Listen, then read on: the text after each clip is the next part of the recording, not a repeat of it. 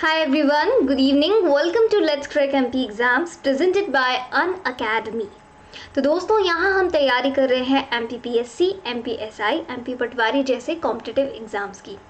मेरे ये जो बैचेस है ये स्पेशली डेडिकेटेड हैं MPPSC प्रीलिम्स 2020। आप सभी जानते हैं MPPSC प्रीलिम्स 2020 में एक नया सिलेबस में एक नया टॉपिक ऐड ऑन हुआ है जो है आपका टॉपिक नंबर 10, जिसमें आपको पढ़ना है सारे के सारे आयोग। तो दोस्तों शुरू करते हैं हमारी ये क्लास, लेकिन उसके पहले let me introduce myself. Hi friends, my name is Rajul Srivastava and I am educator on Unacademy since 2019। मैं आपको UPSC और MPPSC के लिए पढ़ा रही हूँ, और यदि आप अनअकैडमी सब्सक्रिप्शन प्लान कर रहे हैं तो यूज़ कीजिए मेरा ये कोड जो है RJ लाइव। आज हम लोग पढ़ने वाले हैं राष्ट्रीय हरित अधिकरण के बारे में, मतलब नेशनल ग्रीन ट्रिब्यूनल हमारा आज का ये टॉपिक है। आखिर ये क्यों बनाया गया, इतने सारे आयोग थे तो एक और आयोग की क्या ज़रूरत पड़ी, तो हम बिल्कुल उस आयोग के बारे में पढ़ेंगे। और कुछ क्वेश्चंस पर भी एक छोटा सा टेस्ट है जिसे आप ज़रूर अटेंड कीजिएगा। पर यदि आपको बड़े टेस्ट को क्रैक करना है तो आप इंस्टॉल करें अनअकैडमी लर्निंग ऐप और निकालें अपना एग्ज़ाम और जल्दी से जल्दी अधिकारी बने। अनअकैडमी लर्निंग ऐप एक ऐसा ऐप है जहां आपको मिलती हैं daily live classes, live test series और क्विजेस, और इसके अलावा अब बहुत सारे नए फीचर्स यहां पर ऐड हो गए हैं। आपको इंडिया के और मध्य प्रदेश के टॉप एजुकेटर्स के साथ साथ फुली प्रिपेयर्ड नोट्स मिल रहे हैं हिंदी और इंग्लिश मीडियम में, और इसके अलावा आपको करंट अफेयर्स की मैगजीन्स और आपको मिल रहे हैं सेपरेट बैच कोर्सेज हिंदी और इंग्लिश मीडियम के लिए। तो अप्लाई कीजिए मेरा कोड RJ लाइव और जल्द ही से लीजिए अनअकैडमी सब्सक्रिप्शन। मैं आपको वहाँ पर पॉलिटी, MPGK और MPSI के लिए इंग्लिश पढ़ा रही हूँ। जल्द ही मेरे नए कोर्सेज यहाँ पर आने वाले हैं। मेरी फ्री डेमो क्लासेस वहाँ पर हैं जिनकी लिंक आपको इस वीडियो के डिस्क्रिप्शन बॉक्स में ज़रूर मिलेगी। तो फ़ी क्या है, तो आपकी 12 महीने की फ़ी 8,800 रुपये है, लेकिन यदि आप अप्लाई करते हैं मेरा कोड RJ लाइव तो आपकी फ़ीस हो जाएगी 7,920। और यदि आप 24 महीने का सब्सक्रिप्शन प्लान कर रहे हैं तो आपकी फ़ीस है 12,800 रुपये। यदि आप मेरा कोड अप्लाई करेंगे RJ लाइव तो आपकी फ़ी होगी 11,520। तो चलिए शुरू करते हैं हमारी आज की ये क्लास। तो सबसे पहले जैसा मैंने आपसे कहा था कि कुछ क्वेश्चंस पर आपका टेस्ट होने वाला है, तो यहाँ से हम शुरू करते हैं। और कैग टॉपिक मैंने आपको पढ़ाया था जिसे हम कहते हैं भारत का महालेखा परीक्षक। तो बस उन्हीं से संबंधित कुछ क्वेश्चंस, जैसे मेरा एक क्वेश्चन है कि which article in the constitution of India provides the post of comptroller and auditor general of India, CAG. सवाल ये है कि भारतीय संविधान का ऐसा कौन सा अनुच्छेद है जो आपको कैग के बारे में बताता है। अब आपके ऑप्शंस हैं आर्टिकल 148, ऑप्शन बी आर्टिकल 343 और ऑप्शन नंबर सी आर्टिकल 266। तो मैं वेट कर रही हूँ आपके करेक्ट जवाब का, और चौथा ऑप्शन है आर्टिकल 248। तो दोस्तों जल्दी ही से अपना आंसर दीजिएगा, और जो करेक्ट आंसर है वो है ऑप्शन नंबर डी आर्टिकल 248। तो आपको याद रखना है कि जो आर्टिकल नंबर 248 है ये किससे संबंधित है, ये कैग से संबंधित है। Very good. अब हमारा दूसरा सवाल, और दूसरा सवाल है कि who appoints the comptroller and auditor general of India. Bharat में जो कैग होते हैं इनकी नियुक्ति कौन करता है। तो ये जो कैग होते हैं इनकी नियुक्ति कौन करता है, क्या प्राइम मिनिस्टर करते हैं, क्या चीफ जस्टिस करते हैं इंडिया के, या फिर प्रेसिडेंट करते हैं, या फिर वाइस प्रेसिडेंट करते हैं। तो जल्दी से बताएं कि भारत में महालेखा परीक्षक की नियुक्ति कौन करते हैं। ओके, तो अब बारी है करेक्ट आंसर की, और आपको याद रखना है कि जो माननीय राष्ट्रपति जी होते हैं, जो प्रेसिडेंट रहते हैं, ये कैग का अपॉइंटमेंट करते हैं इंडिया में। चलिए हमारा तीसरा क्वेश्चन, और सभी लोगों को अपने अपने मार्क्स काउंट करते चलने हैं।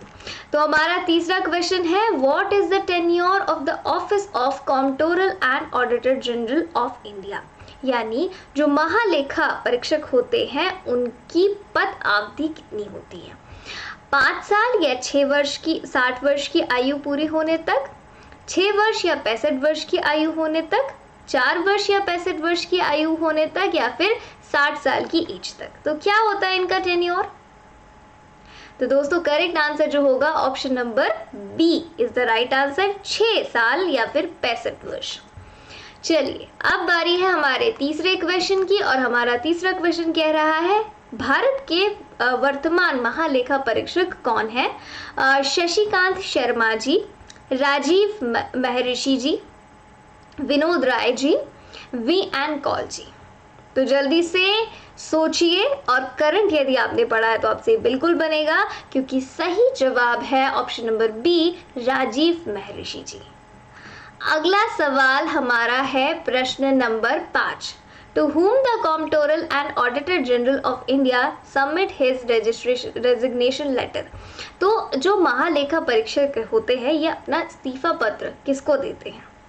फिनेंस मिनिस्टर को, लोकसभा स्पीकर को, प्रेसिडेंट ऑफ इंडिया को, या फिर प्राइम मिनिस्टर को? तो बताइए जल्दी से, ये अपना इस्तीफा किसको देते हैं? हमने पढ़ा भी था, ये अपना इस्तीफा भारत के राष्ट्रपति जी को देते हैं। ओके फ्रेंड्स, तो ये हमारे क्वेश्चंस थे। अब बारी आ चुकी है 6th क्वेश्चन की। Which of the following is not work of the comptroller and auditor general? इनके कार्य क्या नहीं है? He submit the report related to central government to the president. क्या ये केंद्र सरकार से संबंधित जो रिपोर्ट होती है ये राष्ट्रपति जी को देते हैं? He protect the consolidated fund of India. क्या ये भारत की संचित निधि की सुरक्षा करते हैं? He submit audit report of the state government to the president of India. क्या ये जितने भी राज्य सरकार है इनकी ऑडिट की रिपोर्ट प्रेसिडेंट को देते हैं? He audit all the institution which receive fund from the central government. या फिर ये वो सारे ही संस्थाओं का ऑडिट करते हैं जिन्हें सेंट्रल गवर्नमेंट फंड प्रोवाइड करती है। तो आंसर क्या हो जाएगा? आंसर हो जाएगा यहाँ पे option number c. Option number c जो है, मतलब स्टेट गवर्नमेंट से इनका संबंध नहीं है। चलिए दोस्तों, तो अब बारी आ चुकी है 7th क्वेश्चन की। Who determine the salary and alliance and other terms of services of controller and auditor general of India? जो कैग होते हैं इनके वेतन भत्ते और पद अवधि ये कौन तय करता है? Prime minister, finance minister, parliament या प्रेसिडेंट? तो इसका आंसर प्लीज बता दीजिए। Correct answer option c, parliament, संसद तय करती है। चलिए 8वां सवाल है दोस्तों कि जो कैग होते हैं इंडिया के have the authority to audit the account. ये किन किन का परीक्षण कर सकते हैं? Consolidated fund of India sorry, Bharat की संचित निधि। Option B the accumulated fund of the state. Option C each union territory which have legislative assembly, और option D all of the above. तो करेक्ट आंसर क्या हो जाएगा? करेक्ट आंसर हो जाएगा ऑप्शन नंबर डी, इन सभी की। चलिए अगला सवाल है हमारा प्रश्न नंबर 9 कि जो कैग होते हैं ये अपनी पोस्ट से रिमूव होंगे, पर कैसे? By the same process as the जज ऑफ सुप्रीम कोर्ट। उसी प्रक्रिया से जिस प्रक्रिया से सुप्रीम कोर्ट के जज हटते हैं। By the same process as the जज of high court, by passing the proposal in Lok Sabha, और only with the advice of finance minister. तो ये कैसे हटेंगे अपने पद से? ये वही प्रोसेस से हटेंगे जिस प्रोसेस से सुप्रीम कोर्ट के जज हटते हैं। ओके, तो ये 9 क्वेश्चन थे। अब जल्दी से सारे लोग अपने अपने मार्क्स बता दीजिए कि 9 में से आपने कितने मार्क्स लाए।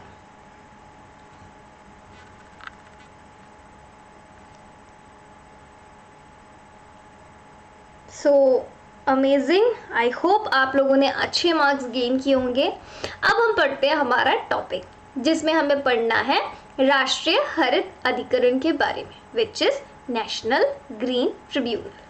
इसे एनजीटी भी कहा जाता है।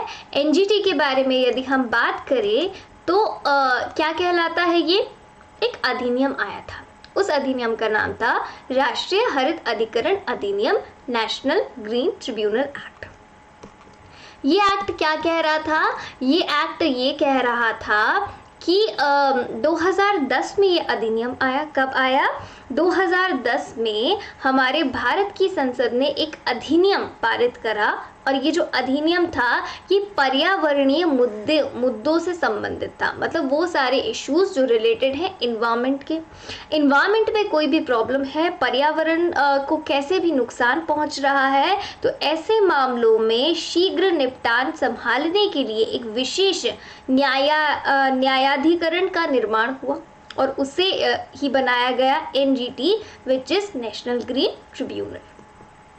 अब भारत का एक संवैधानिक प्रावधान है, मतलब ये एक्ट के थ्रू बनाना, तो ये कैसी बॉडी हुई, ये सांविधिक बॉडी स्टैच्यूरी है। तो भारत के संविधान के भाग 3 से प्रेरणा लेता है और अनुच्छेद 21 जीवन की सुरक्षा और व्यक्तिगत स्वतंत्रता जो भारत के नागरिकों को स्वस्थ वातावरण का अधिकार देता। तो ये एक संवैधानिक निकाय हो गई। ठीक है, आप आगे यदि हम जाने NGT के बारे में और इस अधिनियम के बारे में, तो ये अधिनियम क्या कह रहा है, तो चलिए समझते हैं। देखो, जितने मामले जो हैं उन्हें प्रभावी और तीव्र तरीके से, यानी उनका जल्दी से जल्दी रिजोल्यूशन देना इसका काम होगा। पर्यावरण और किसी भी तरह के कानूनी अधिकार को लागू करने, व्यक्तियों और संपत्ति को नुकसान के लिए राहत और क्षतिपूर्ति देने के लिए, वनोपज या आकस्मिक चिकित्सा से संबंधित मामलों के लिए, ये सारी चीज़ों के लिए काम कौन करेगा, NGT करेगा। अगली बातें जानते हैं और क्या क्या काम करता है। ये अधिनियम कब आया, तो सबसे पहली चीज़ तो ये जो अधिनियम आया था, ठीक है, 1 मिनट रुकेंगे।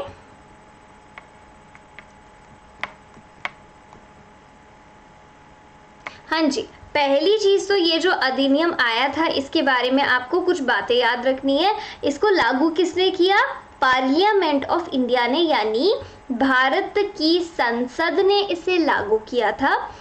कब से हुआ, 5 मई 2010 से। असेंटेड टू कब से शुरू हुआ, लागू कब से हो गया, 2 जून 2010 से। बिल पब्लिश कब हुआ था, 31 जुलाई 2009 को। और कमेटी ने अपनी रिपोर्ट कब दी थी, 24 नवंबर 2009 को। क्या था इस एक्ट में, तो इधर यदि हम कुछ बातों पर गौर फरमाएं और इस एक्ट के बारे में समझने की कोशिश करते हैं, तो ये एक्ट क्या कह रहा था। पहली चीज तो ट्रिब्यूनल का पर्यावरणीय मामलों में समर्पित क्षेत्राधिकार होगा। तो ऐसे मामले जो किससे संबंधित है, पर्यावरण से है, तो वहां पर ये जो ट्रिब्यूनल है ये न्याय और उच्च न्यायालयों में मुकदमेबाजी के बोझ को कम करेगा। जितने भी पर्यावरणीय संबंधी मामले हैं वो NGT के पास जाएंगे। इसके अलावा हम बात करें तो 1908 के तहत निर्धारित प्रक्रिया से बाध्य नहीं होगा और प्राकृतिक न्याय के सिद्धांतों द्वारा निर्देशित होगा। ट्रिब्यूनल में उसी के दाखिल होने के 6 महीने के भीतर आपको उसका निपटान करना होगा। तो ये कुछ विशेष बातें हैं इस ट्रिब्यूनल के बारे में। NGT एक्ट कब आया, 2010 में आया। कैसे, ये किस तरीके से बना था, इसका गठन कैसे हुआ था, यदि हम इस बात को समझें तो गठन के बारे में सिंपल सी बातें क्या है। ये न्यायाधिकरण के गठन के पीछे बहुत सारे कारण थे। कार्बन क्रेडिट के साथ भारत के कदम के बाद ट्रिब्यूनल उत्सर्जन के नियंत्रण को सुनिश्चित करना और जितनी भी पर्यावरणीय समस्याएं थी उनको कम करना। ये एक पहली निकाय है जो प्रदूषित भुगतान सिद्धांत और स्थायी विकास के सिद्धांतों को लागू किया गया। न्यायालय को विशेष कहा जाता है। क्यों कहा जाता है, क्योंकि यहाँ पर भारत, ऑस्ट्रेलिया और न्यूजीलैंड के बाद तीसरा देश बन चुका है। ठीक है, अब हम यहाँ पर कुछ और इम्पोर्टेंट चीज़ों की बात करते हैं। बेंच, तो इसकी कहाँ कहाँ बेंच है, तो दोस्तों इसकी जो मेन बेंच है वो न्यू दिल्ली में है। इसकी सेंट्रल बेंच जो जोन है हम कह सकते हैं वो भोपाल में है। ईस्टर्न बेंच जो है वो कलकत्ता में है। इसके अलावा हम बात करें वेस्टर्न बेंच की, तो वो जो है वो पुणे में है और सदर्न बेंच जो है ये चेन्नई में है। तो ऐसे इसकी अलग अलग जगह टोटल हम कह सकते हैं कि 4 क्षेत्रीय ब्रांचेस हैं इसकी। सेंट्रल वाली भोपाल में, ये आपको याद रखना है। ओके, चलो, तो ये आप समझ चुके होंगे NGT के बारे में। अब आपको कुछ चीज़ें और याद रखनी है, जैसे एनजीटी के हम यहाँ पर चेयरपर्सन की बात करें तो एनजीटी के चेयरपर्सन कौन है? रिटायर्ड जज बने हैं सुप्रीम कोर्ट के, और 18 अक्टूबर 2010 में लोकेश्वर सिंह पंत जी इसके पहले चेयरमैन बने थे। ठीक है, अब आगे यदि हम समझें तो जस्टिस आदर्श कुमार गोयल जो है ये इसके इनक्यूबेंट चेयरमैन है। ओके गाइस, तो ये था एनजीटी के बारे में। आई होप आपको ये क्लास पसंद आई होगी। फटाफट से अपना सब्सक्रिप्शन लेना है और आरजे लाइव कोड यूज करना है सब्सक्रिप्शन की, और let's crack MP exam channel को शेयर करना है, सब्सक्राइब करना है और बेल आइकन प्रेस करना नहीं भूलना है। So thank you so much guys, see you soon in the next session.